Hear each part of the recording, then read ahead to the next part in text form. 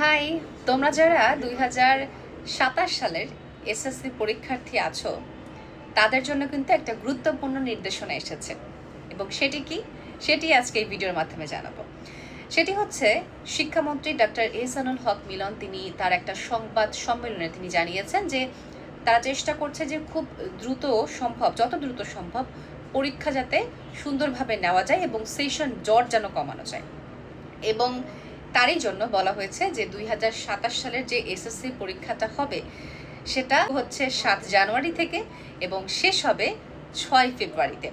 এবং এইচএসসি পরীক্ষার ক্ষেত্রেও কিন্তু একটা নোটিশ এসেছে। এইচএসসি পরীক্ষা স্টার্ট হবে 6 জুন থেকে এবং শেষ হবে 13 জুলাইতে। সো পরীক্ষা কিন্তু অনেক এগিয়ে এসেছে এবং তিনি এটাও বলেছেন যে পরীক্ষার প্রশ্নপত্র এবং পরীক্ষার যে রুটিনটা সেগুলা কিন্তু শিক্ষামন্ত্রী সহজ করার বিষয়ে কিন্তু তার সংবাদ সম্মেলনে তিনি জানিয়েছেন। এটা কিন্তু খুবই গুরুত্বপূর্ণ একটা তথ্য তোমরা যারা 2027 সালের এসএসসি এবং এইচএসসি পরীক্ষার্থী আছো। তো এর জন্য তোমরা প্রিপারেশন নাও।